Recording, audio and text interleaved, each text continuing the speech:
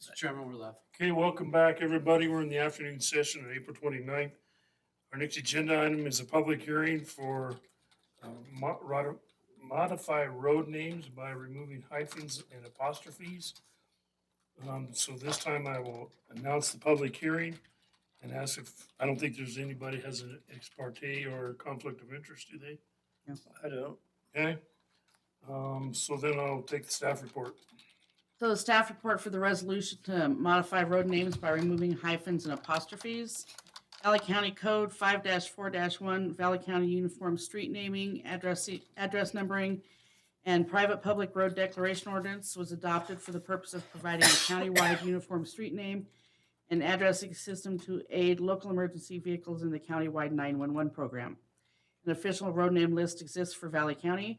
Valley County is working to implement Next Generation 911 and wishes to resolve any conflicts in its naming protocols between the official road name list and Next Generation 911. So I listed the road names that had hyphens that need to be removed or apostrophes, and we will update the official road name list as listed. We just took out hyphens and apostrophes and tried to keep them as close as we could. If approved, revised road signs would be posted and planning and zoning staff would notice property owners, utility companies, post offices, and relevant Valley County departments. It's also proposed to update the official road name list by showing the portions of Bald Road and Blue Mountain Drive that are within land managed by the U.S. Bureau of Reclamation to be public roads as expressed on the original plat. And then attached to your staff report were the highlighted portions in that Blue Mountain subdivision. Proper legal notice was done, and I received responses from nobody. But attached to the staff report was a resolution, number 2024-09. And it directs the Valley County Code. The Valley County Board of Commissioners do hereby accept and direct the official road name list to be changed to eliminate hyphens and apostrophes on the road names listed in the attached Exhibit A. Directs planning and zoning staff to notice owners, utilities, post offices, and any other affected party. That would include neighbors. And cause street signs to be changed by the appropriate jurisdiction. Valley County Board of County Commissioners do also hereby accept and direct the official road name list to be changed to reflect that portion of Bald Road and Blue Mountain Drive that are within land managed by the U.S. Bureau of Reclamation to be public roads. This resolution shall be in full force and effect upon its passage and approval. So who's gonna go around and change all those signs? Jeff, Who's got to pay for Did it? you get that list? I know I've seen it, but I can't remember. I'd wait till the signs were out and fall Friday, down. it's in our commissioner packet. Didn't see So it. no, I just had one question on it. Does this include private roads? Oh, there we go. these are, So you can yes, name a there are private some road private whatever roads you in want. here. Huh? There are some private roads in this list. I didn't, Oh, is I there? Okay. didn't identify which ones were public and which ones were private. Can I What ask what why, I'm asking though, if you do a private sub, they still have to follow no hyphens, no apostrophes. Yeah, because it's all about the Next Generation 911. Right, And the and I understand apostrophes and hyphens do not match their naming that. That's the protocol. main reason why this is happening is so that Yes. we can go to the next generation 911. Interesting. I heard, so my son lives on TJ's Loop. He Mhm. said, just take off the S. So I should have had him reach out to you. I mean, does it make sense on some of these just to take the S off? That's why I listed them. I This mean, way? go through and make those changes. A bunch of them there. I reached out to Picard's about Kelly's Parkway, and they just wanted it Kelly Parkway instead of the S. Yeah, I know TJ Loop, they would rather just have it TJ Loop. Okay, and we with can do no that. S. No, can it be, And I would, Kelly's Parkway, but without the hyphen? that's So what it's they're apostrophe. It's the Right. apostrophe yes that's got it messed up. Yeah, you just get rid of the apostrophe, but you can keep the S. But they didn't want it that way. They didn't want it that way. So you want to change TGA to just take the S off completely, Sharon? Yeah. Okay. I'm wondering about Mo's Way too, but I'm This- just thinking, That would make sense. Mo Way would be, Weird. Moss Way. Weird. Oh, I want mow way, mow way. No. But, yeah, But they could keep the S's, but they just have to take the hyphens off. Yes. I understand, okay. Okay, any more questions for yeah, staff? maybe just TJ, just take the S off TJ and that would be it. No more questions for staff. I'm gonna, ask if there's any testimony in the audience for our proponents. Let the record show there is none. Any testimony of uncommitted? Let the record show there is none. Any testimony from opponents of this resolution? Let the record show there was none. Anything else we need to know, Cindy, before we go?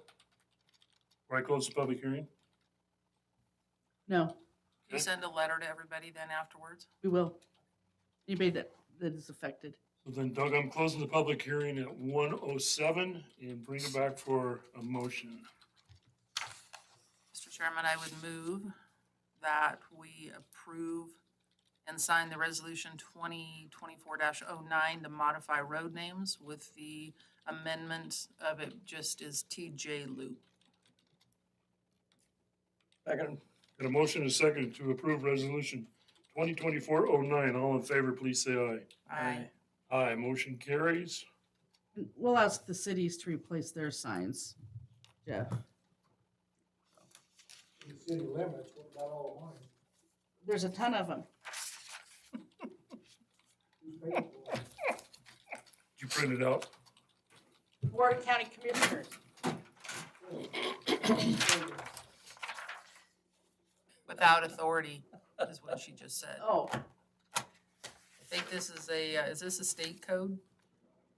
Who's changing this LA code? County, it's in cooperation with Kelly Coperi and Kara Utter, because they're working on the thank you.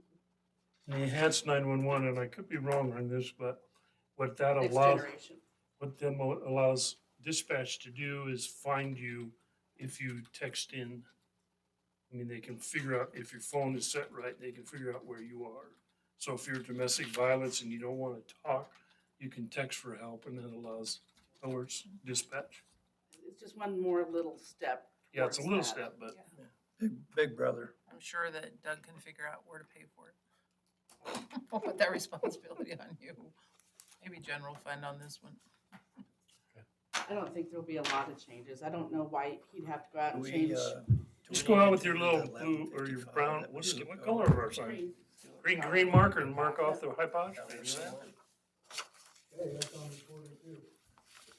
Maybe we could create a job on that. Between some of I could do that job. That'd be a good job. I want it. Did you want to go back to your 55 matters, Mr. Chairman? Yeah, let's go back. We've got a few more minutes until you, the next agenda item is up, so we're gonna go back in the morning session, some stuff we missed. These are action items. The first one is the meeting minutes of April 15th. Everybody get a chance to read those?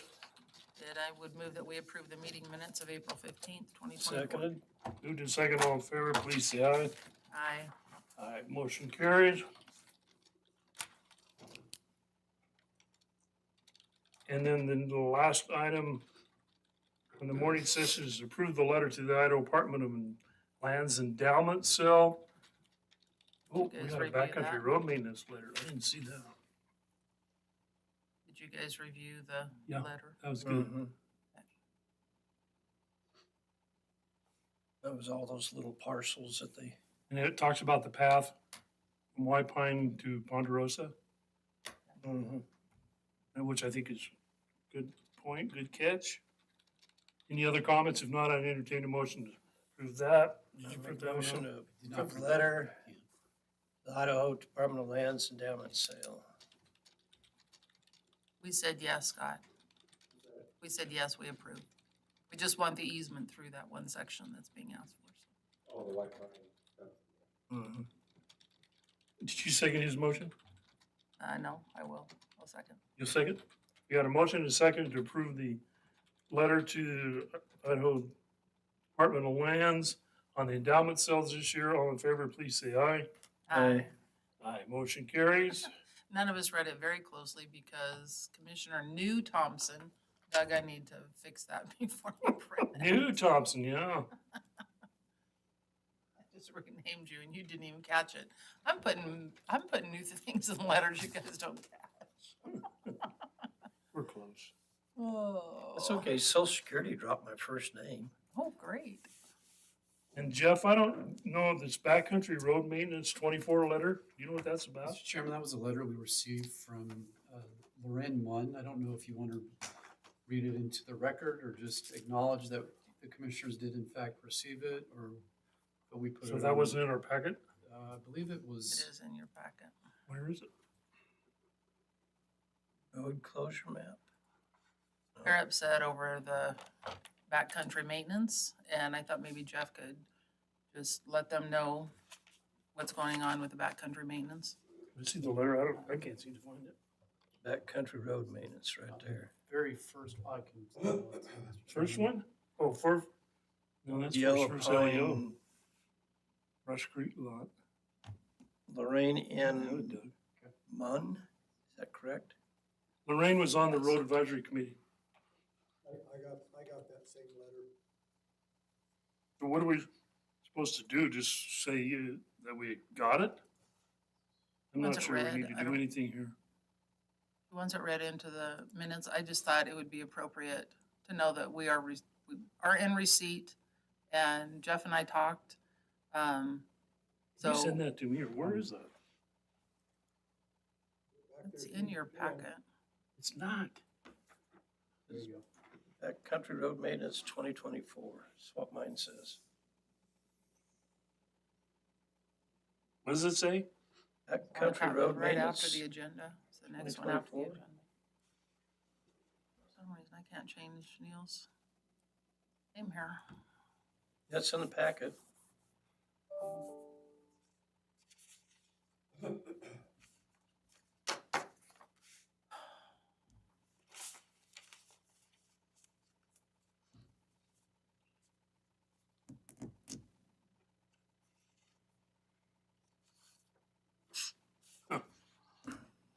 I mean, Alright. as it was discussed in the road advisory Did your board meeting email? for the last 3 years. My wife needs your We've email. had issues with our backcountry road maintenance. The fact that Just right it is now. very difficult, first of all, to find people to go do it.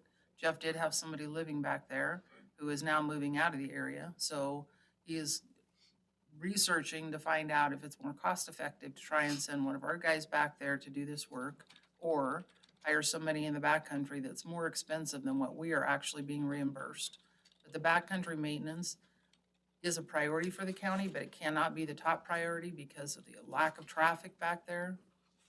As discussed numerous times, their focus needs to be on the valley floor where most of the individuals are living, and we get those backcountry roads as we can. We have a problem with the Forest Service actually giving any kind of funding to us in order to help facilitate those backcountry roads. So while we understand the concern and the need for this, we have to prioritize the projects. And it is all about whether we can find help to go back there or whether one of our guys needs to go back there and do this work. So Jeff, did I misstate anything? Or you would be in agreement with that statement? I'm in agreement with that. Didn't, There's not one of my guys that's usually doing, not 3 guys. and is it, Perpetua doing the Johnson Creek loop now? They take care of Yellow Pine to Stibnite under an agreement. Oh, but not Johnson Creek. They'll, Perpetual will probably pay somebody to open that. I'll hire that contractor to take on. So sir, you want to make a motion to admit this into the record? So moved. Second. Moved and second, all in favor, please say aye. Aye. Aye. Motion carries in the record. Now we're gonna move on to our afternoon agenda, and we're right on time.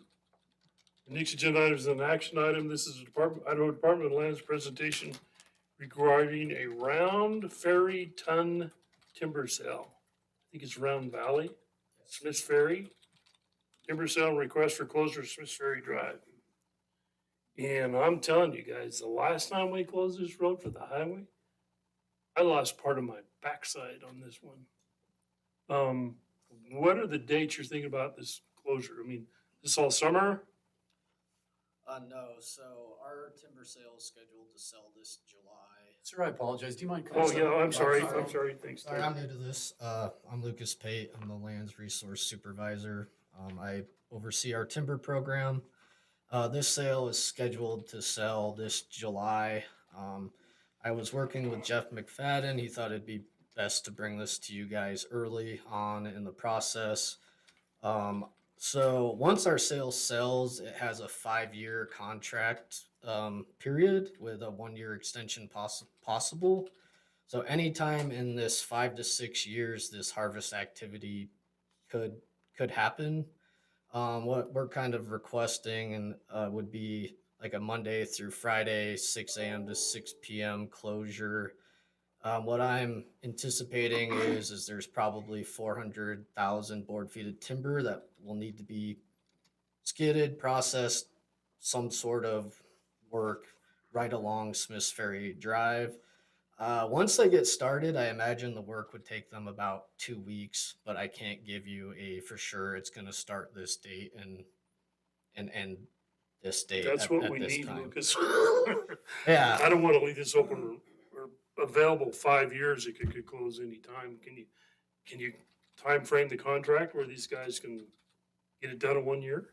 I cannot do that. Okay. I wish I could.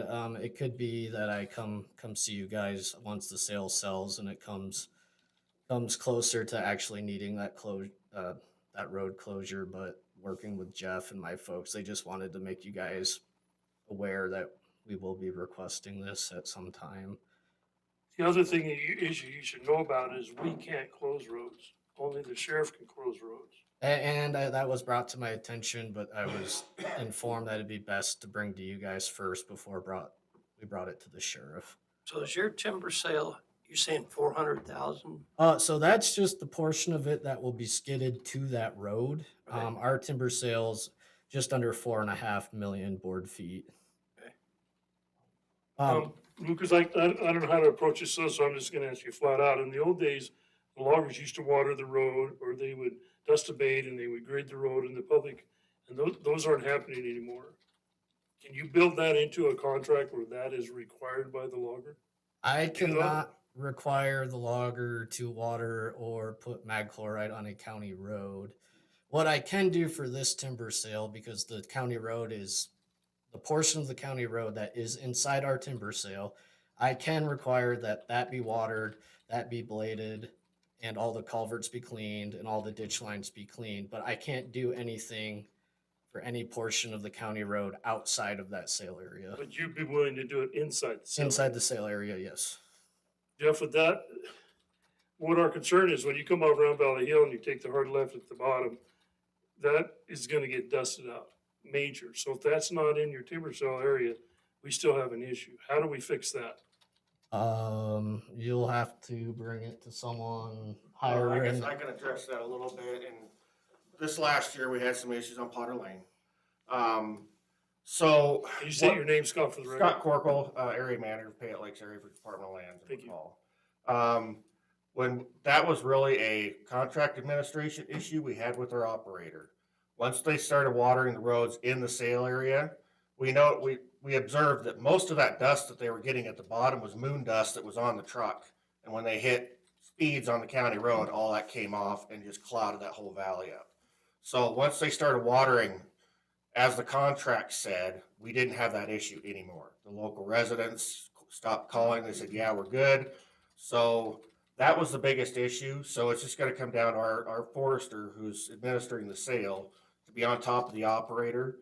And most operators are pretty good about it. A few that we have to really put our thumb on to really make sure that's being done per the contract terms. And this would be no different to make sure that road's watered.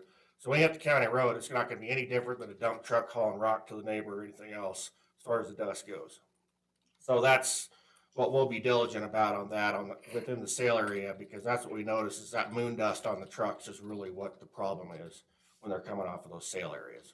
Because that gets about a foot deep and it just cakes on those trucks when they get off the hill and it just blows off as soon as they get over 20 miles an hour. So it's unfair though, if, like in this instance where you come down at the bottom in Round Valley and turn the hard left there, all that dust comes down that canyon and that guy there gets blasted. He's not in the sale area, so he's not gonna get any.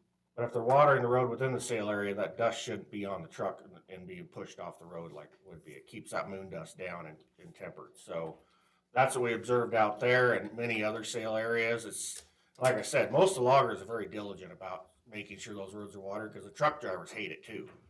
They gripe about the moon dust and all of that. They're the breathing the same stuff. So normally we haven't had that issue.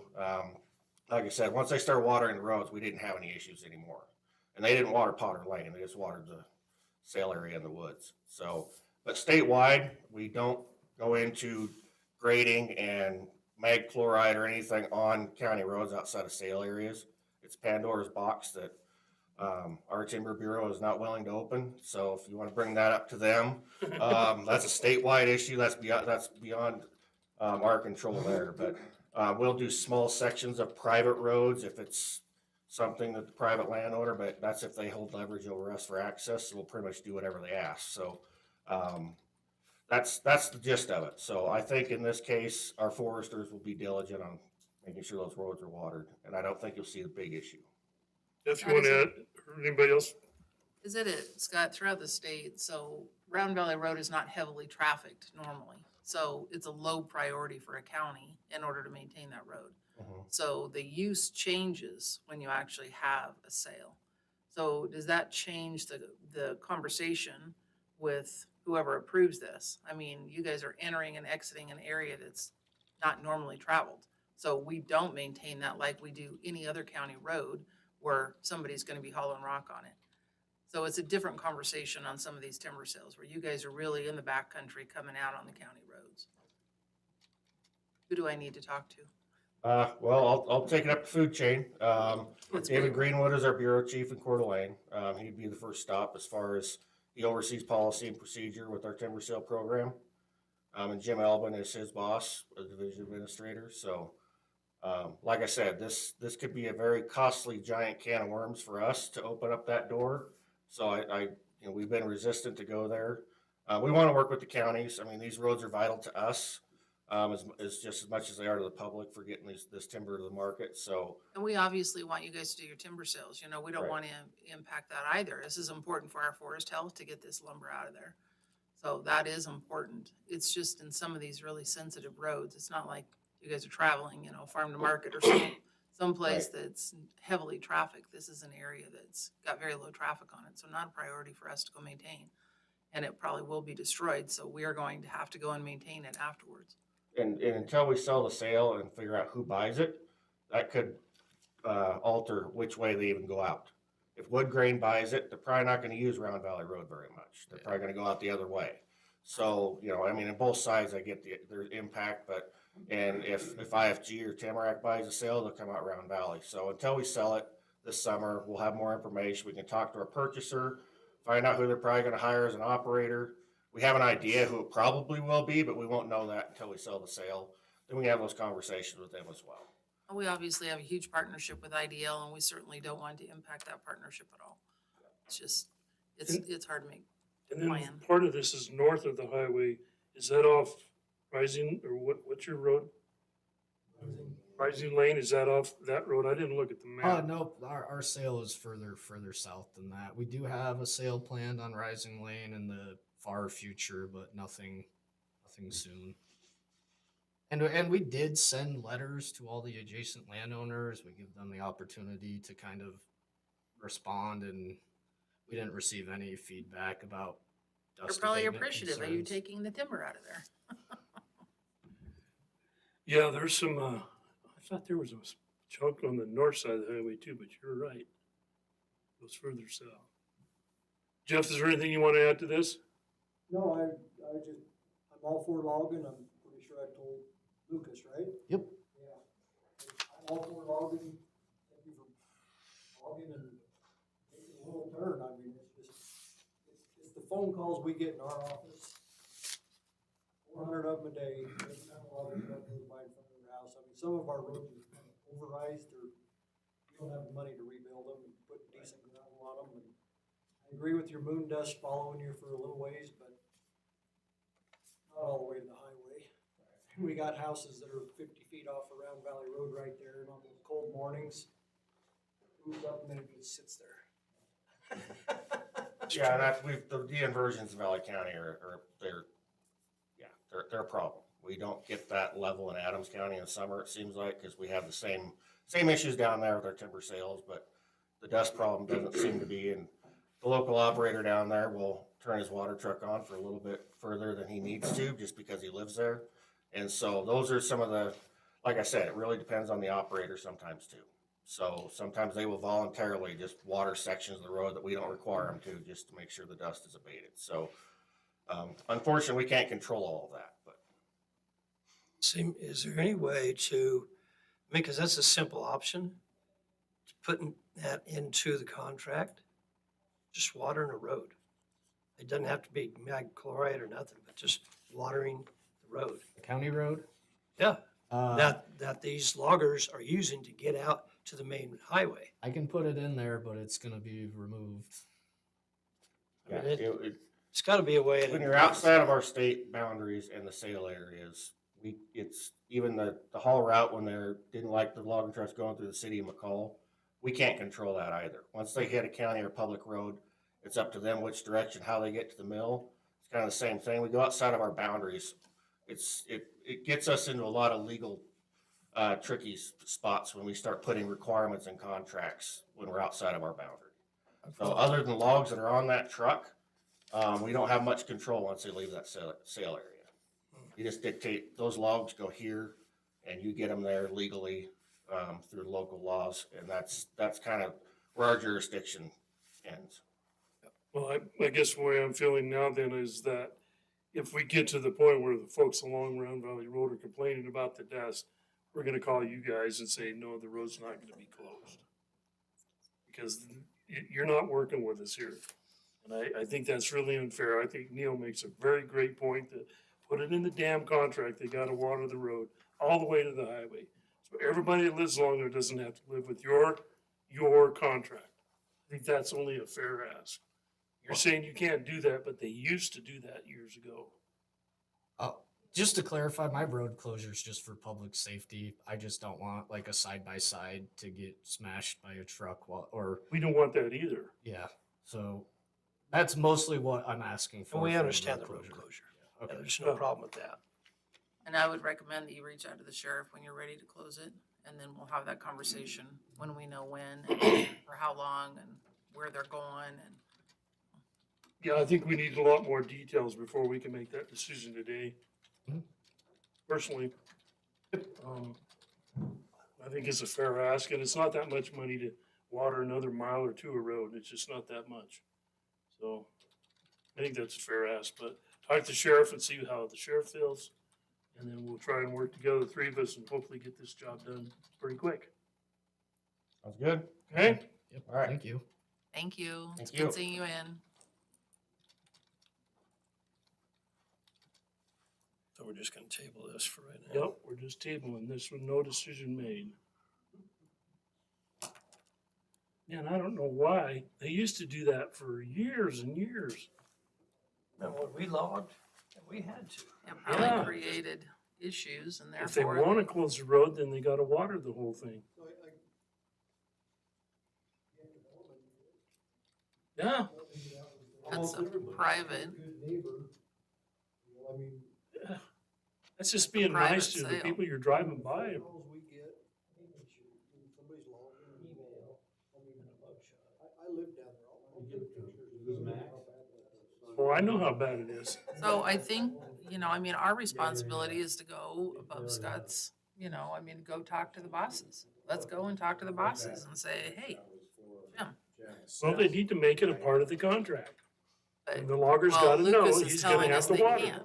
It might not be their responsibility, but he can easily write in $3,000 on $1 million contract. 4 million more feet, yeah. So, Bait it or water it. again, but I don't think it's the local guys that are making those decisions. That's the bosses at the top that are saying, you cannot do this, or you can do this. And you water where you're gonna log, but you don't water it all the way out? That doesn't make sense. It's the moon dust that loggers don't like. I don't think they got what they wanted from us. Well, you guys reiterated to them exactly what I told them.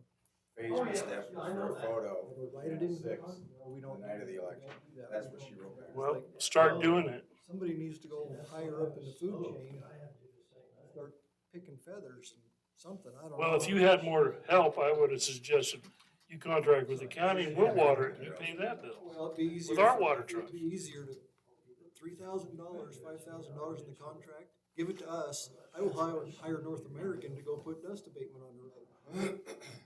Plus, it's every truck that goes by and the dust goes out in Farmer Joe's field, that's part of my road. Yeah. It's true. Do you want me to mute? Down Valley Road, hopefully it doesn't happen this year. Next matter. Yep, we got 15 minutes until the next one.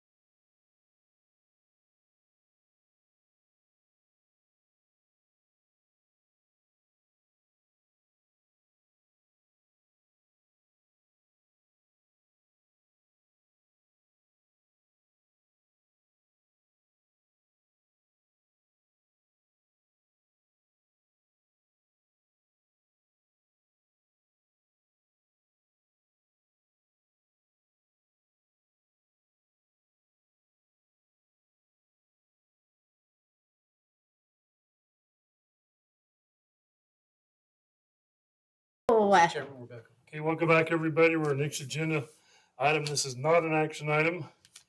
This is a budget request from Casey for Rise Up to Thrive. That's right. Good. Welcome, ladies. Good to see everyone. Thanks. Yes, very, very good to be here. I am Casey Brocht, the Executive Director for Rise Up to Thrive and one of the founders. And along with me, we have some awesome volunteers and supporters, board members, ambassadors. And we just want to come and obviously do our follow-ups from last year's request, but then also give you a presentation of what's been happening because we have so many amazing things happening with the Rise Up to Thrive agency.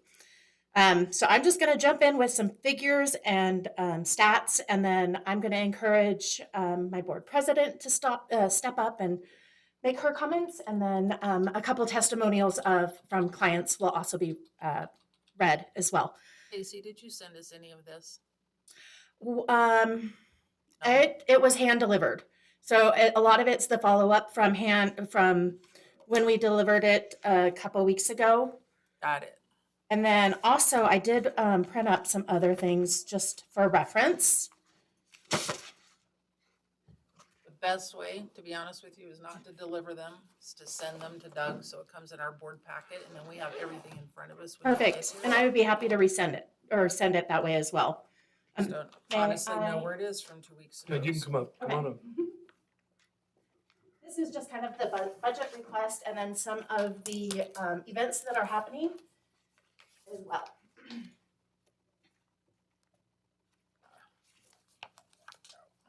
Commissioner, I also just wanted to let you know that all of this was sent electronically, but I never got a response. So that's why she handled it this time. I just wanted to make sure that you guys actually received it. Okay. And like I said, I'm more than happy to forward them on through email after the meeting as well. So the reason, again, is just the follow-up from asking for that request to be included in the budget for the 23-24 budget.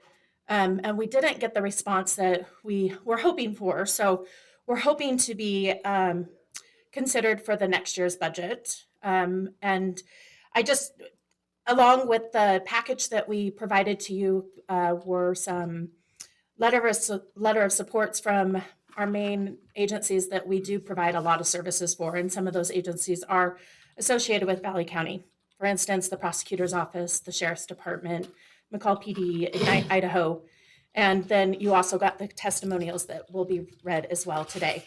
That just gives you a better understanding of the services that we are providing. So when law enforcement calls me at 9, 10, 11 o'clock at night, we're trying to make sure that we're providing those services day or night for our clients. In fact, this weekend, I got a call on Saturday from McCall PD, and we were able to secure a safe location for a mother and a child. So the services are 24 hours, always available, and always able to help assist law enforcement or the prosecutor or any Valley County agencies that are looking for those services.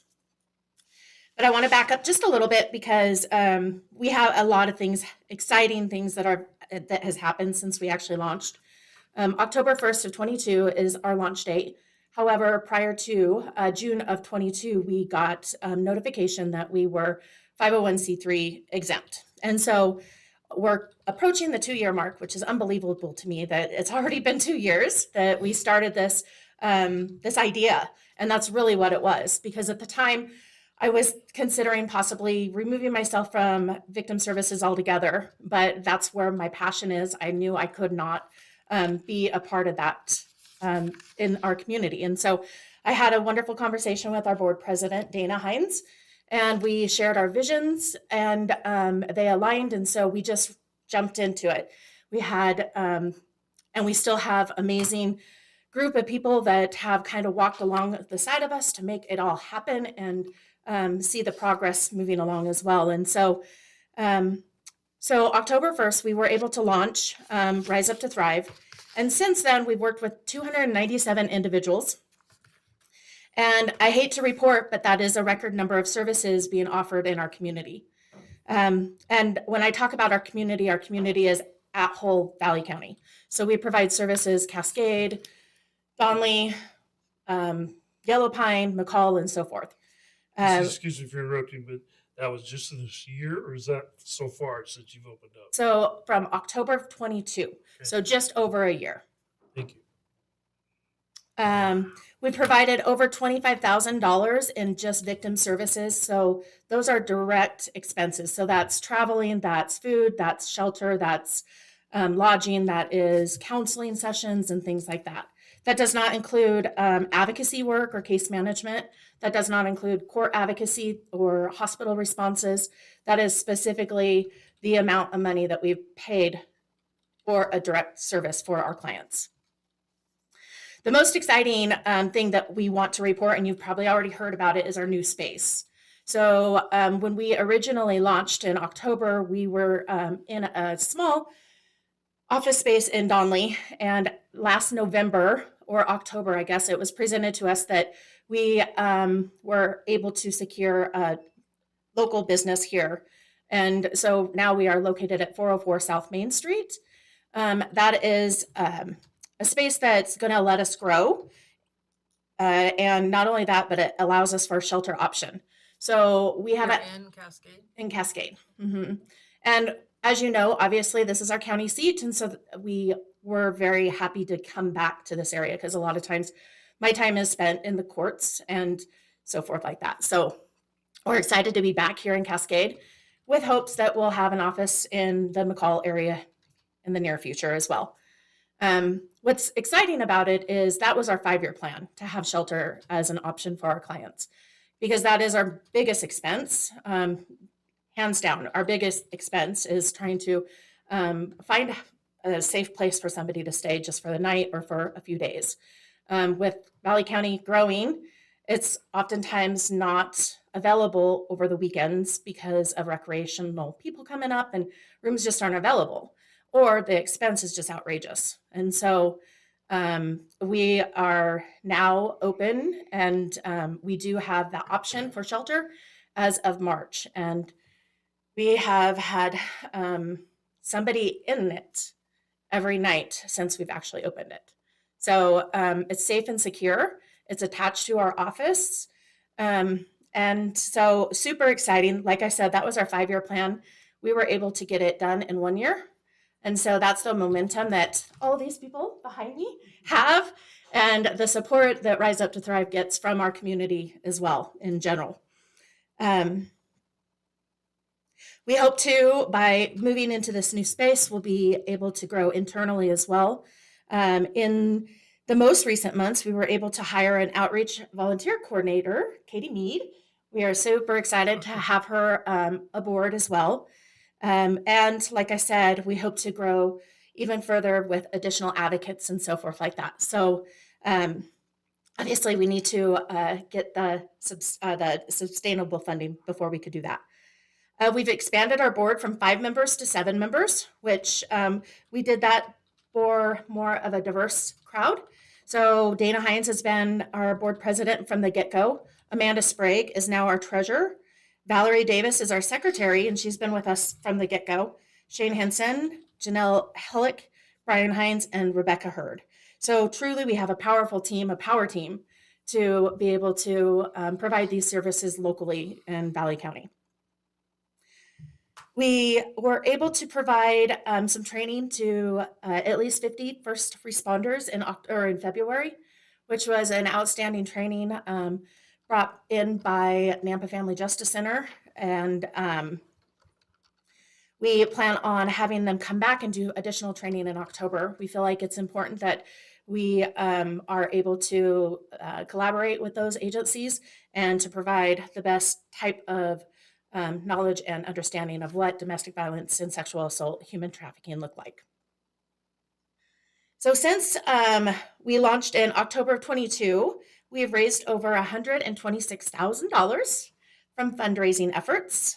So it doesn't, we're always hustling. We're always trying to figure out where the next service is going to be provided for. So we've also received $53,500 in grants. And so this is the beginning of grant season. So we'll be applying for multiple federal, state, and local grants as well. On the budget sheet that I provided you, it has a list of all the grants that that we intend to apply for, but then also there will obviously be some that will come up. So we're always looking for outside funding because domestic violence or violence in our community hasn't stopped, and so we're not going to either. So we're going to continue this work until it's not needed anymore. We're asking for you guys to consider writing us into your next year's grant. Last year we did propose $20,000, I believe, and then $10,000 in opioid funds, which are greatly appreciative. The opioid funds were amazing. I did send in final report, or not final reports, but reports every 4 months, I believe. We do have about $480 left of that funding, but it was strictly for childcare. So I would like to ask to reallocate that funding to possibly lodging or transportation as well. We just haven't had the need for childcare recently. So I'll just throw that part out there. But so we're asking for you to consider the $20,000 for us. And I did break it down to how we can utilize that money. So we would ideally like it to be unrestricted, but we understand that you guys need to know where that funding is going. And even if it is unrestricted funds, we would be able to provide reports or whatnot of how exactly those funds are being allocated. So I had put down $1,500 for lodging. Even though we have our shelter, which is a blessing, we still have lodging expenses if our shelter is full, or if somebody is trying to relocate, or possibly helping with first month's rent or so forth. So $1,500 for lodging, $350 for food, relocation or transportation, $1,000, case management and advocacy, $7,500, self-improvement activities, $1,000.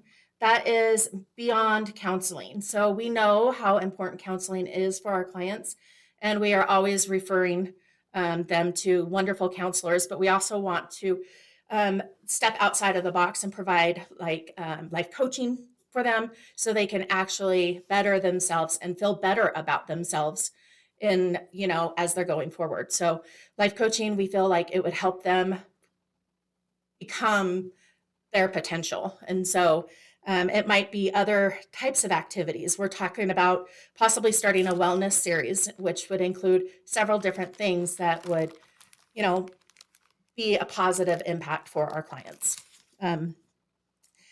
So total victim services would be $11,350, and then we are asking for operating expenses of $81.50, and outreach and marketing for $500. So a total of $20,000.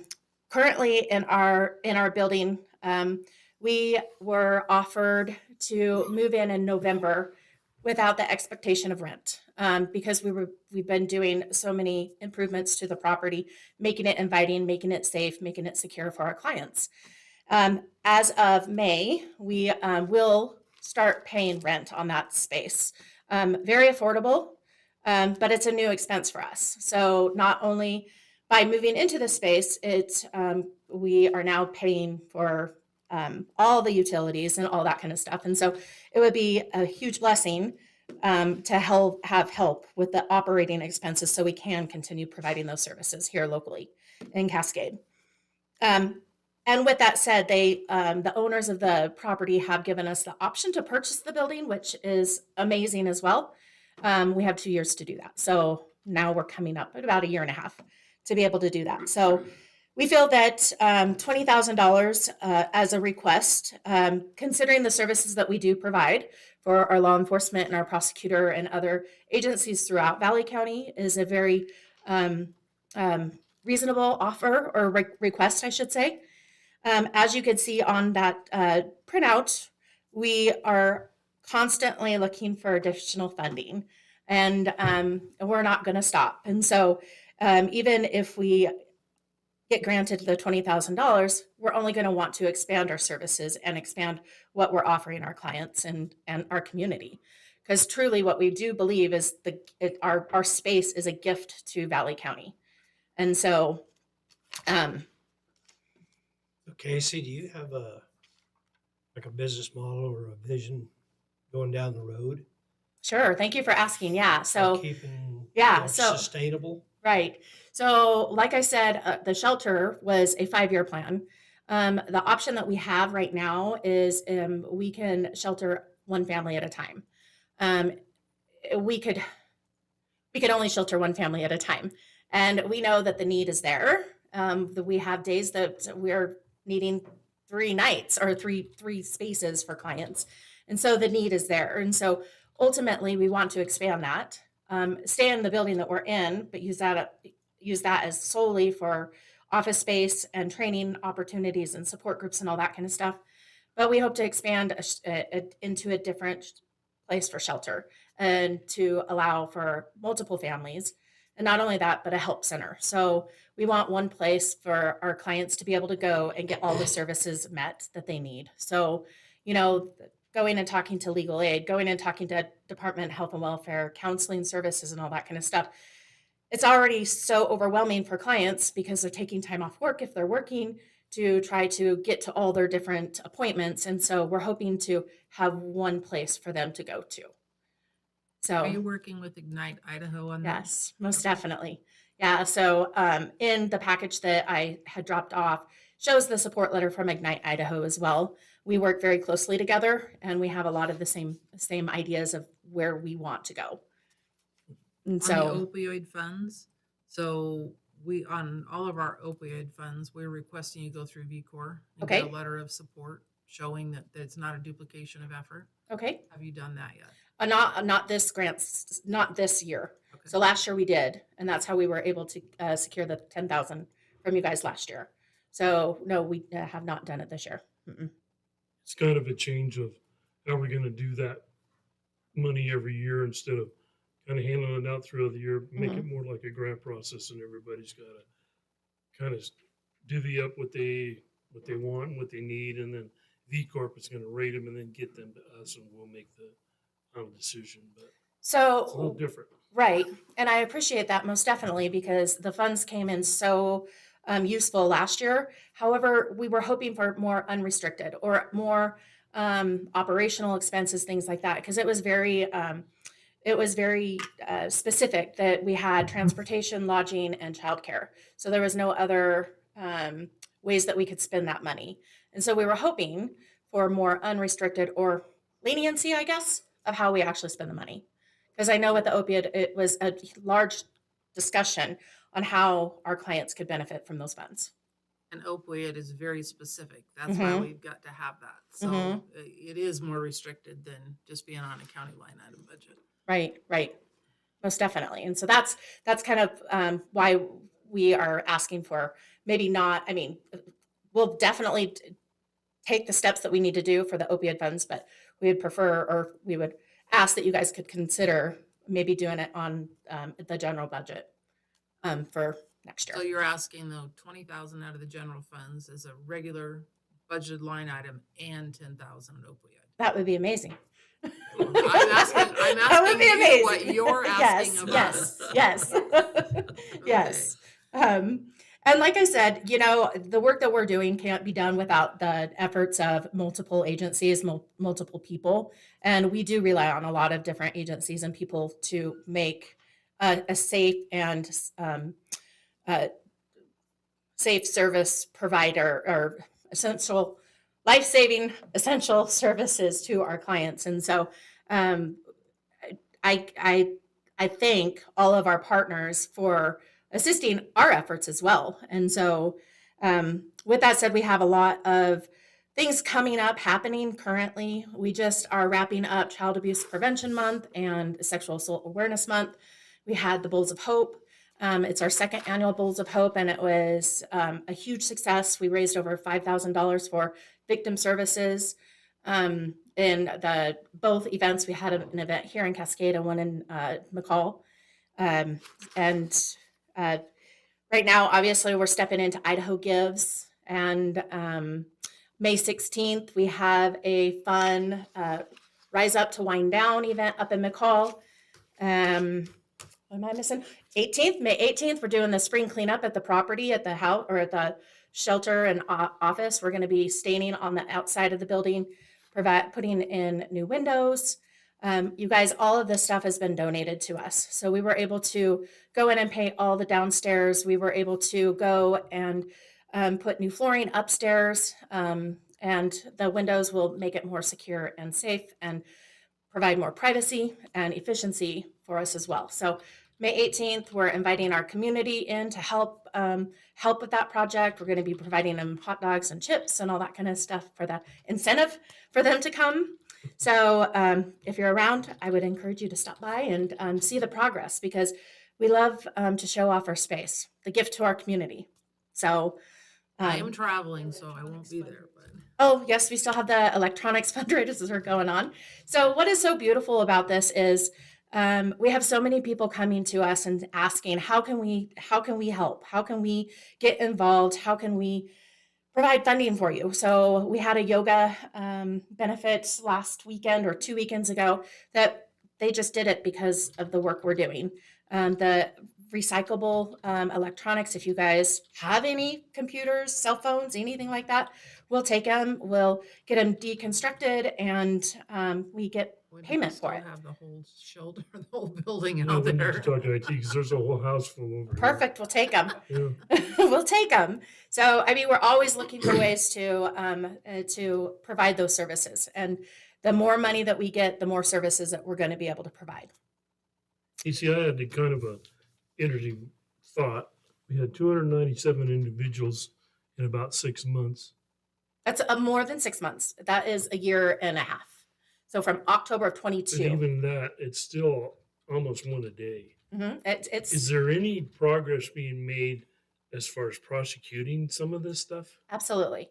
So I'm so excited because of the forensic exams and things like that that's been able to be offered in our community. That helps with prosecution as well. And so a lot of times there's not physical evidence.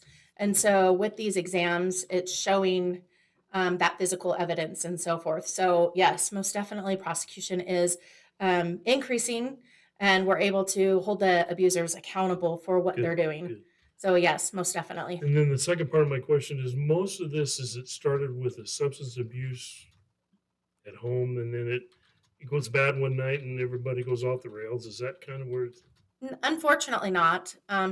Oftentimes substance is present when there is an escalation, but domestic violence or violence in intimate partner violence, it is about power and control. So whether Okay. there's alcohol or drugs influencing that power and control, it's Makes it always worse, there. probably. Yeah, so it possibly escalates the situation. Not saying that probably 90% there is some kind of substance, but even we know that if they get off of the substance, it still happens. And Well, the sometimes base of my far worse. question is, if it's opioids, that really opens up a whole nother avenue of funding. If we get more funds from the settlement, you know what I'm saying? Yep, I do. I do know that a lot of times clients will even self-medicate because of the situation that they have at home. And then also abusers will force the clients to do drugs or whatnot. Or so it's definitely a problem, but that's not a specific question I ask, because I'm not going to try to victim blame them because they're under the influence when they've been assaulted. Right? So Yeah, if and I that can makes see that sense. too. Yeah. So I think the steps as far as funding goes, because I know you've got some other things, we only have 5 minutes left. So for your opioid funds, you need to submit a letter to VCOR Okay. with the projects that you're going to be using those to make sure that those meet the guidelines for the legislation. Okay. And then the other one is you're submitting for the budget. So we're starting our budgeting process now. So Mhm. we will include that in our budgeting process. Okay, and so do you need anything other from me for that budget We process? need to hear from Madam President. Okay. Come on up, Dana. Like, you don't need anything else, do you? Nope, I think this is sufficient. You've got one. Madam President, you ever thought you'd get called that? You know, Madam Never. No, I'm Never? kidding. I'm kidding. So I'm Dana Heinz, and this dream that Casey and I've had this dream for a while because I'm a survivor. And there was no drugs in our marriage. It's a That it was power. power and control. Yeah. And it's a generational thing. And that's what I really want you guys to understand. Education is how we stop this. But, you know, we're 2 years in and we've got all these great dreams, all these things that we want to do, but we're just not there yet. But, you know, our Casey and my dream and the rest of the crew that are here is that we can get into schools. We can get into those places where we need to talk to the young people, help them understand this is not a normal relationship when somebody is hurting you or using power to control whatever you're doing. And so that's why, you know, the big thing that we find when we're talking to people who have no, you know, kind of concept of what's occurring in these kind of relationships is that they just think, oh, somebody got drunk and beat somebody up. But that isn't, and that happens. I'm not saying that doesn't happen, but it's not normally the core of what we're seeing with this, and I call it a plague, of what's going through our communities. And it's a societal thing that up until probably 10 years ago, nobody talked about it because guess what? Auntie's getting beat up by her husband. We're just not going to talk about it. But that's the thing is we have to be able to get out and have our communities know about this and what it is and bring more attention to it and shed light into these dark corners of these relationships where nobody's wanted to talk about them before. And it's not a socioeconomic problem, you guys. I was high middle class. I have a master's degree. Okay. So it wasn't about that. It was that I didn't have the confidence and I married somebody who was a predator, you know, and I didn't understand all of it. And so I thankfully had a family who got me out of it. But there are so many victims out there that they don't have the resources. They don't have people to help them. And so this is why we're asking for that funding that's not restricted, because getting a bus ticket to get somebody out of town, where's the line item for that? Or getting somebody new tires to put on their car to get them out of town, you know, or getting, you know, toiletries or diapers for somebody because they had to leave in the middle of the night. I mean, that's why this is why we're asking you guys for 20 grand. I'm the money girl. I will ask anybody for money. So Casey's a lot nicer about this and she's kind and all that. I'd want you to say, no, we're not giving it to you, because we're going to keep bugging you until you say, no, we're not giving it.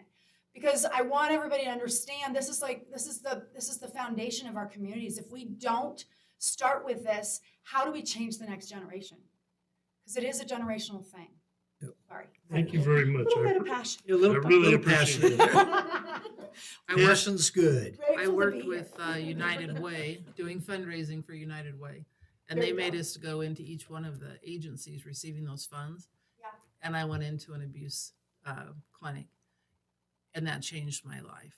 I have forever volunteered since then, and I can still get emotional over it. And Yeah. so it's so sad that Valley County alone has, in the last couple years, had 2 homicides due to domestic violence or partner violence. And so, What it's- it does to kids is the cycle of abuse. We just have to break that cycle of Mhm. abuse because the kids have to get out of that and understand Because normalcy. They'll perpetrate it. They think it's normal.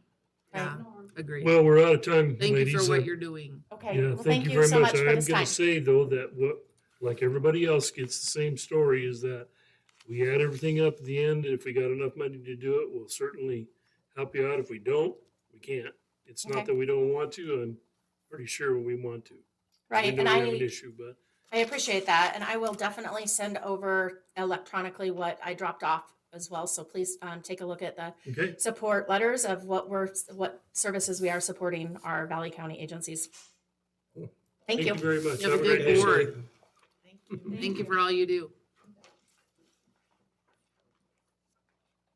You saw all that and you still married Fred? I was already married. I was already married. There was a little girl that had been hit on the side of the head with a cast iron skillet the night before. Her entire skull was crushed in.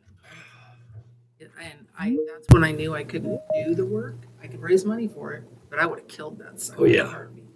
Yeah, that's a tough one. Oh, Hey, how are you?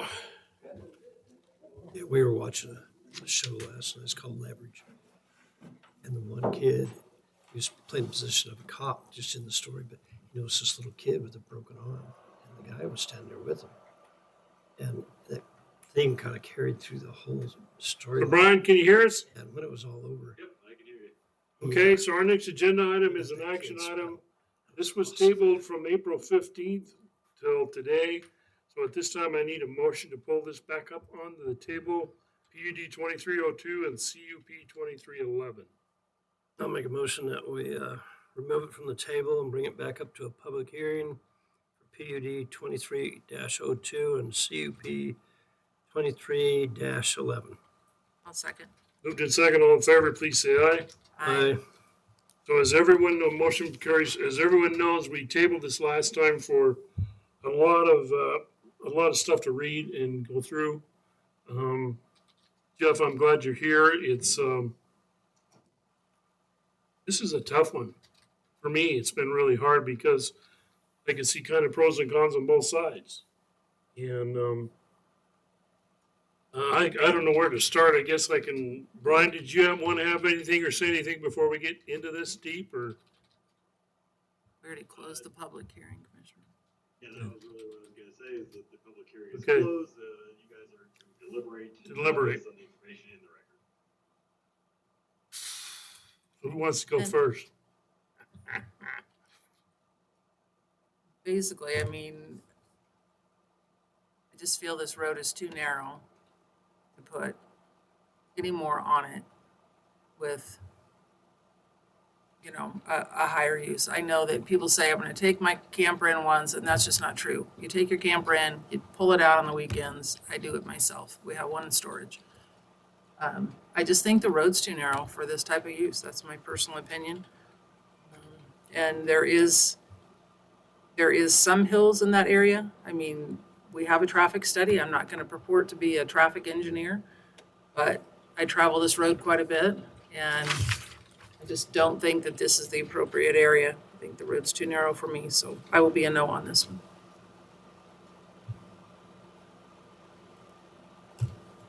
Yeah, I was reading a lot of this stuff. I can't find it now. Aggravates snot out of me. About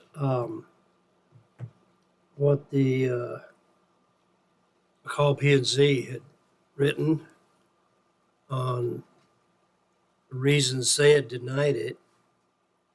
The roadway was one, just simply because they put, because there's ice and snow on it. Well, there's ice and snow on it, 9 months of the year.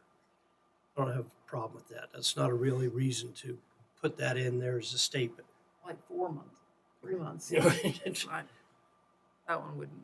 But it was kind of bogus to throw that little piece on there. It didn't make any sense.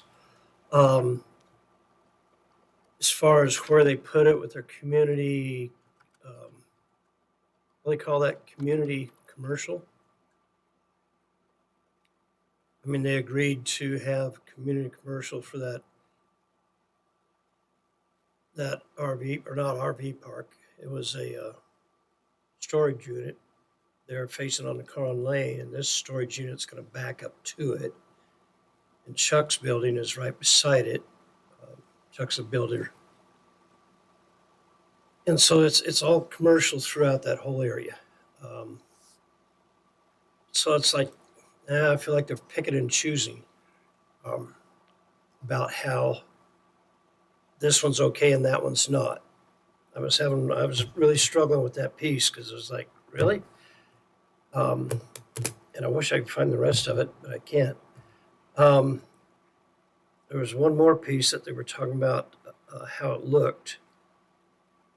And I was like, storage units are storage units. I don't know how you can make them look. You just can't make them look like anything but a storage unit. Make them use something other than metal siding. They can make it. Well, sure. I mean, there's ways would to do it. There's ways to do it. But I was having a rough time with that one. The water drainage on the far end. I don't know if that's spring runoff or if that's a live drainage that comes across there. I don't remember exactly what that was. But I wasn't really sure how to deal with this one. One piece I didn't like about it was that it showed that it could be some contractor contained self-storage. I thought it was a 100% just RV storage. And in the writings, it said part of a unit or two could be contractor storage, which would be like what store it has. And There's restrooms on site. which So- doesn't make sense. I've never seen restrooms on site at any storage unit. Don't get that at all. So I'm having a tough time with this one. Give me your feedback, El. Well, I was trying to find the map, Jeff. How far away is the septic drain field from the storage pond? You know? And the public hearing is closed. Well, I know, but Okay. I wish I could find the map, the parcel map. The reason I say that is because I think this is gonna cause an issue with Central District Health as far as the sewer system on this site. And I feel like, my question to you is, why do you need a sewer system? Why do you need bathrooms? And why do you need a well for a storage facility? I mean, people go to the bathroom there a lot. I don't know, are you having an office there? Is there somebody there full-time? Which I didn't read any of that in any of the applications. And I felt, well, maybe if you did away with a lot of that stuff, this might be a better fit. Then I started looking at a lot of the comments from McCall P&Z, and you guys are asking for a lot of variance to a lot of different things that McCall P&Z wants you to do. The development standards, the prohibition against blank walls. I mean, you guys are asking for variances, and I'm keep thinking, well, why? I know you've changed this application, 2 or 3 times and gone back and tried. It seems to me like if you can't solve the issue with the comp or with their P&Z requirements, then it doesn't get approved. And to ask for variance is like, to me, that opens up the door to everybody saying, well, I want a closer setback or a farther setback, or I want a variance to all these conditions of approval that McCall is asking for. And that defeats the purpose of the whole plan, the comp plan, P&Z, the document, everything. These are the conditions that they want you to do, like the, what do they call that? The transition area. That one was really hard for me to figure out what the heck is a transition from a street side to a big building like this. I don't know how you transition that. And you guys asked for a variance or a modification not to have to follow that requirement. Then in the second time you came back around, you made adjustments to the building. You added some color, you broke up the walls, and you did add a few things as far as landscaping. The other thing that gets to me is I always felt like a planned unit development is you're gonna offer a lot of stuff to the public. And all I can see on this is a trail and a bike path and a bench, or a bike rack and a bench, which I go, that's not really that much for this to even be a planned unit development. To me, like in a subdivision application, a PUD allows more density, but you gotta give more open space and some things for the amenities towards the public. And I think those amenities that are offered are kind of weak, personally. I don't know. I almost feel like sending it back and try again. But I think in order to do that, we'd have to deny the application and you guys could start over. There's people living in that area, even though some of them have big shops and some are in construction, that this is gonna wreck their view shed. This is all they're gonna see, and when they look that direction, and I don't think I'd wanna look out my window and see this anymore either. So I'm at the point where I think, to me, I'm probably gonna vote to turn this one down. And if you guys wanna come back and try a different plan or something different, that's certainly up to you, but to ask for so many bend the rules here and bend the rules there, variances and modifications, I think that defeats the whole purpose of McCall's plan and zoning. That's, I think that opens up a can of worms. That's, I agree with that statement on a PUD. You know, we look at a lot of them. The last PUD, we got 50% open space. I mean, there was huge amenities for the community in order to mitigate the request. And so on those PUDs, you know, that's what we're looking for, is what are you gonna give to the community in exchange for a denser situation, or in exchange for what you're requesting? And I didn't see that on this one either, so. I know one thing for me, you know, we have a very good P and Z that we work with here in the county. And I even sat on that for a couple of years. And I was proud of our P and Z. We try to do good work. And normally when we hand it off to the commissioners, it's almost bulletproof to where you guys makes your job easier. Yeah. And that's,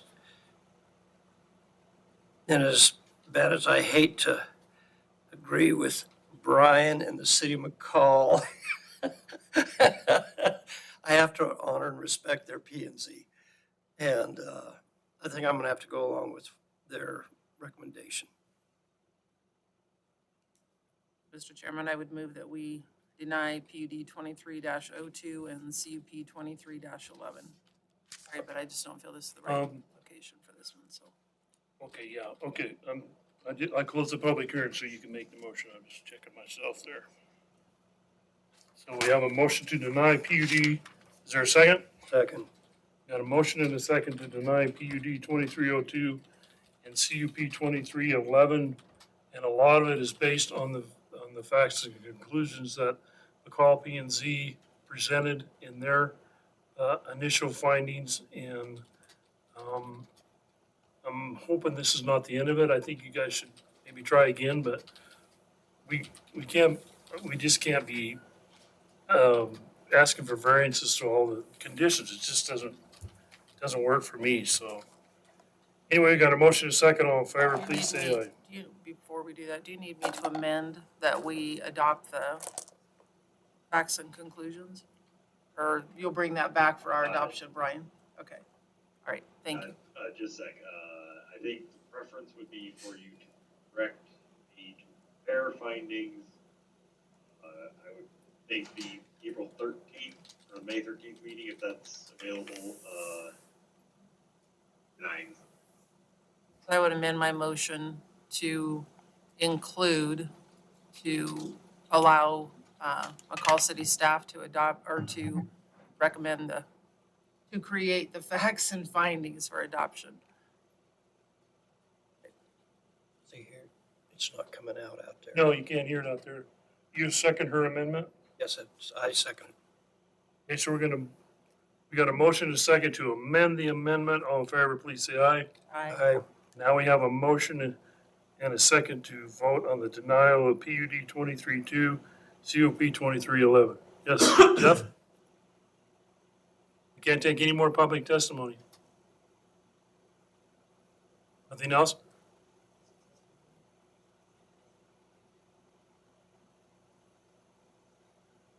Okay, all in favor, please say aye. Aye. Aye, motion carries. You don't think those are working out there? Is that what you're saying? Those aren't working out there. Can you guys hear through the speakers? Barely. Barely? They're not working. That's All right, thanks, We everyone. get up to our microphones, maybe. That's why I need Jeremy to come up.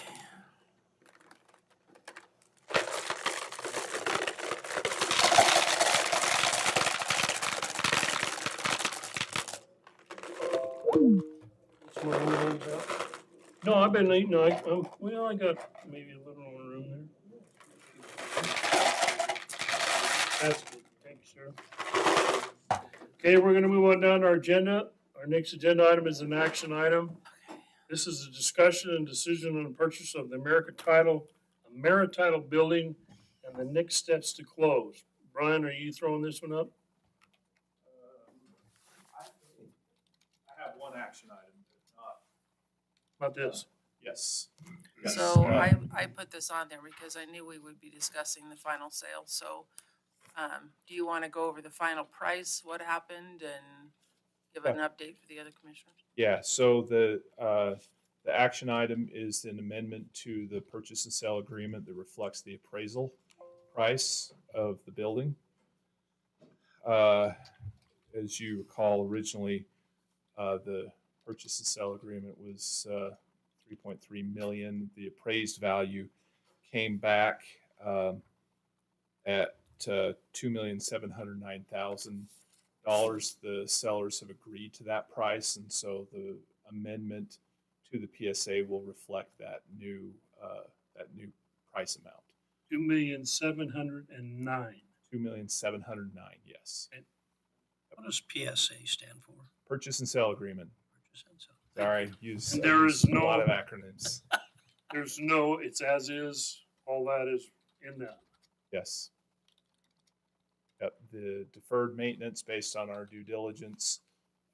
You've kind of been through all of that stuff, but for the most part, the deferred maintenance issues came back with fairly good working order for most things. There's some repairs that need to be done in the elevator. The issues with the parking lot, and a few other smaller items, but the agreement was to purchase the property as is. We'd be responsible for the cost of deferred maintenance. And before we move on, can you define what the contract is with the title company in there now? They have until when? End of February 2025 is their current lease. It'll expire then. One of the attachments to our purchase and sale agreement is what's called an estoppel certificate. That will allow us to step in the place of the existing owner and basically take over that lease with the Marititle. So that's yet to be completed as well. I'll work with Wes on finishing that up, but the current tenant will still have the same lease rights under the existing agreement through 2025. Is that a monthly lease payment? It is Okay. So through 2025? February 2025. Is it February 1 or the end of February? I believe it's the end of February. I'm trying to look on their contract right now. The original contract, That was 14 grand. Yeah, plus a little change. A month. Yes. It's 140,000. That's 152,000. Wow. And then I think I've already talked to you about this, but I wanted a public record, the parcel north of this facility that we bought from them originally had a deed restriction on it. Yes. We could take that deed restriction off now, is that correct? I think we need to we'll need to look at those deeds and come up with some modifications for re-recording to address that. But now that we will be the owner of this parcel and there'll be continuity of ownership within the two, it's not going to affect the deed restriction that's on there. But two, I think we need to. We could clean them up. Yes. Yeah. We want. Is there anything else you can think of? Yeah, I would recommend, so I got a call from the general manager of Marititle when kind of the news broke that we were looking at purchasing the property.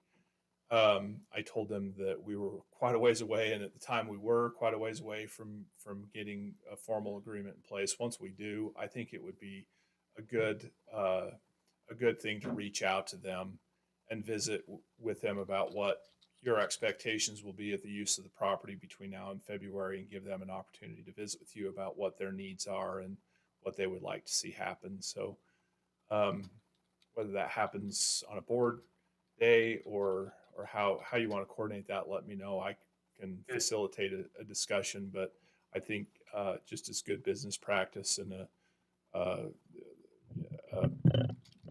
polite thing to do, Oh, yeah, reach out to them absolutely. and give them a status of You know, where we're Brian, at. would that be an opportune time to, and maybe the Marititle wouldn't have this information, but we could learn about, what the power bill is, where some of the costs for that facility, so we can kind of use that to budget for. Sure. 'Cause I would think know what propane costs and plowing costs and internet costs and all that other stuff. There is an underground propane tank, but that's locked out according to our inspection. And so the only propane use, I believe, is there's a fireplace there that hasn't been used for quite some time. Everything else is electric. The boiler down in the mechanical room is electric. And so I'm not sure that there's anything other than a power bill. Fireplace upstairs or? It is upstairs, yeah. In the entryway. It was Wow, running we could once we could roast marshmallows. Yeah. at $5,000 a month probably. One night. Their lease is dated January 24th. So I'm thinking it's February 1. February 1st then. Yeah. Okay, I may have missed that one. Well, I think honestly, at the price that the appraisal came back, the 2.7 is a phenomenal purchase on our part. I think it's gonna really bring a lot of, growth for the county down the road, 10, 15, 20, 30 years, who knows? And allow us to kind of, I just know that we couldn't have built that facility for that price, and I think we got a heck of a deal, and I think would be a mistake not to buy it. There was, I guess I can say this, there was a little bit of reluctance on the part of the sellers because they knew that we were getting a pretty good price for the property, but also an acknowledgement that the size and the type of building in this community, there's only a very narrow, just a handful of potential buyers, and certainly we're one of them. So So we need to get the contract to the title company. Title company will go ahead and prepare all of the closing documents for us. And I believe our original agreement said within 2 weeks of getting final approval. So we need to get this thing closed. so if I've got this prepared for your signatures today, I'll get it to Wes. He's got the authority to sign on behalf of his board. He's usually pretty quick in turning that stuff around. And then I guess the other question is, I just want to confirm the signatories on the estoppel certificate should be the three of you as well, which basically makes you landlords with respect to Amerititle for the next 9 months. So. And the other question, I reached out to Title to find out how we actually sign these documents. So she was gonna get back to us, but normally there's some kind of a resolution designating one person to sign documents. Or we could just make it to where all three of us need to sign and do it. Doesn't matter to me. I don't need to. Yeah. My practice up until now is just to put all three of your signatures on the same signature block. That logistically, that makes it kind of tough when you got to be at the title company to sign closing documents. So either way, I mean, it's up to you guys how you want to handle that. You guys have an issue with coming down and signing it in the middle of the week, or? Depends on what it is, because if I'm not here, I could be in South Dakota. I don't know. Yeah. So that's why When I'm will saying we you should be back. until the end of May, unless it's next week, and I don't know that they can have it done that quickly. Traditionally, the chairman has had the authority to sign on behalf of the full board, and that's been accepted and acknowledged. Do we need a resolution, though, to do that? So resolution would need to be drafted for these guys to sign next week to I think allow that would. Elt to I sign. think that would be clear to have that paper trail. So It doesn't matter to me. One of us can do it. 13th, yeah. We can close on the 13th. I'll be here on the 13th. So if you want all of us to sign. And you'll we be can gone try the and do it on next 13th. 2 Mondays. But we don't meet. on the one. So we need a motion right now to go ahead and make the decision to purchase the Amerititle building. Mr. Chairman, I would move that we move forward with the purchase of the Amerititle building with the adjusted sale price of $2,709,000.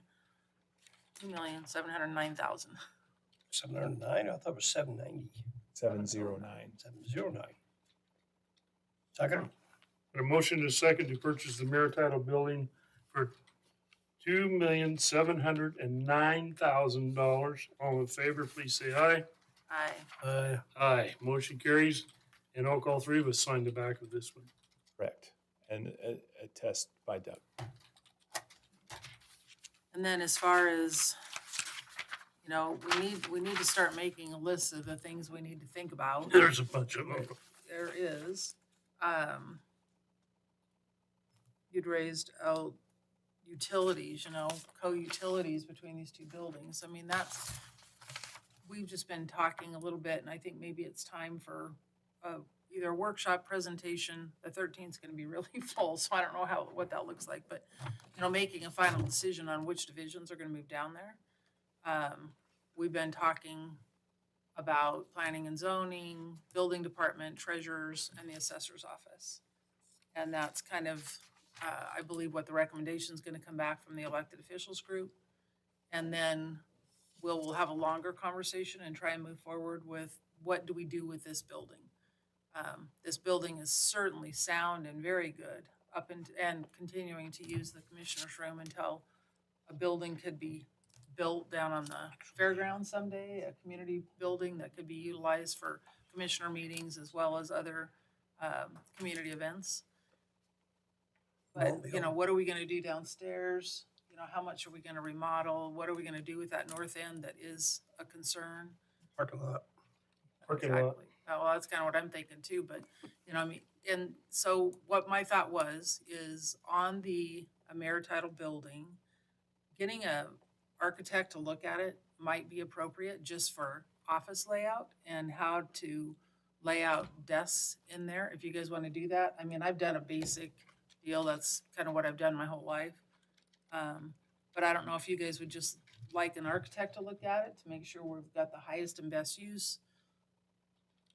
Well, I think there's some other things and perhaps this is not the time to talk about it, but I need to talk to Doug and the treasurer about their relationship as far as, is it gonna work if the treasurer's down there? I know we have to leave clerks here because we have courts here, but my feeling in the beginning was any front desk department should probably stay in this facility, but that's not gonna work for DMV, so it kind of throws everything up, and I don't know if that's an Well, if issue. you've got front desks, a building and planning and zoning. Well, yeah, but I mean, you know, I'm not sure yet. I'm still trying to decide, but if it causes an issue, if there's any code or anything violating that, the clerk and the treasurer has to be in the same area, or I don't know how all of that works, and I think we need to have a really solid discussion about it. And the issue really is, you know, the title company's gonna be there for another year, so almost a year.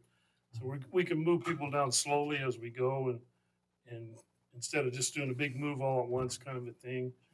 And, The right side could definitely be utilized because it can be blocked off from where the title company is. Yeah. So you can get Yeah. at least two divisions on that right side, you know, pretty quickly. When you're talking about being concerned with, you know, dual utilities, you get these two out of there and you just block off the north end of the building and turn off the heat, Yeah. basically. I mean, you can't totally turn it off because there's some piping and stuff in there, but, you know, we Right. could shut down a couple divisions pretty quickly, but But that's I- why I think we need a workshop, Well, just to talk through the whole yeah, thing. yeah, I Yeah, think and- so too. And again, I would recommend that Ameritidal be part of that discussion and part of that workshop as well, because they still have tenants' rights to the building. They're paying to occupy the whole building. Oh. There probably some willingness to work with us there, which with, I would assume, some lease adjustments accordingly. But of course, that until the end of January, they have the legal right to occupy So that they're- whole upper half. So Are they leasing just the upper half? Or they're leasing the your whole guys' building. Space too? they're leasing the whole building. Whole And building. our office is a subtenant under their lease. So if we're, I'll do the same thing. we take that off their lease and we take half of that upstairs off the lease, then their lease is gonna go down. Correct? Theoretically, yeah. But we don't have a right to go in there and say, you guys need to move all over in this one office. Yeah, You're not gonna be able to do that. You need to talk to them Yeah. and That's not the way to do coordinate that. those activities I think before. we should have them in here first. Yes. Before, so. And I think, you know, I know they probably have some other plans too, but I don't Right. know where they are in those plans. And so, Yep.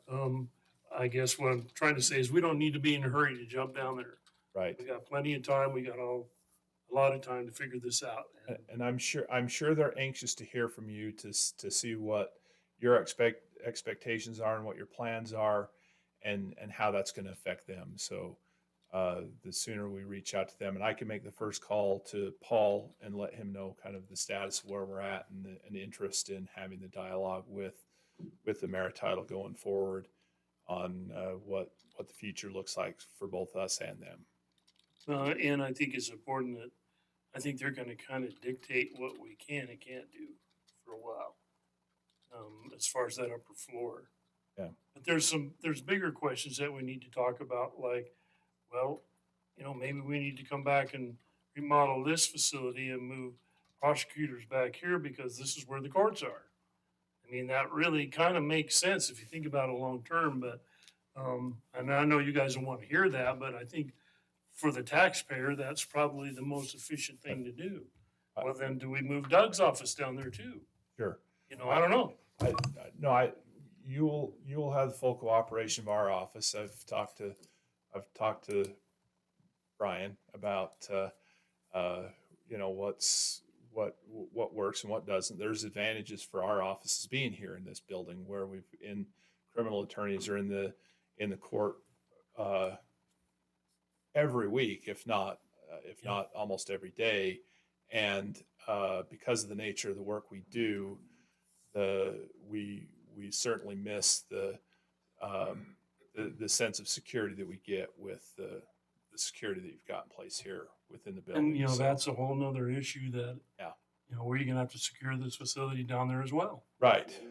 And I'm not here I'm not standing know. here saying that we're wanting or eager to move back, but those are the upsides of us being here in this building. And then of course the inconvenience of packing our boxes and moving again isn't the funnest thing in the world either. So there's what I'm saying is Does there's this purchase include all the lots costs?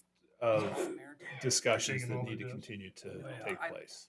That makes sense. And Brian and I had spoken originally, he's gonna ask Marititle as part of this conversation if they are wanting to unload some of their desks, we could. Does the purchase furniture those go, desks. is that stayed, It's their furniture. Separate ownership. The furniture that's in the lower Oh, okay. level is the county's, County. with the exception of the desk that is in my office, because that desk was in my office when we moved in, and I just decided to use it, and they agreed to let me use it.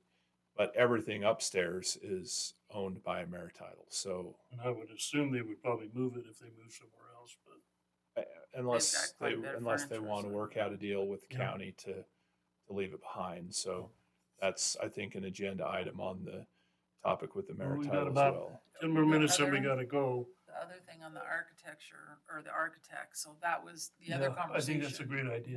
What about getting an architect to do that, but then have their next step is to look at this building?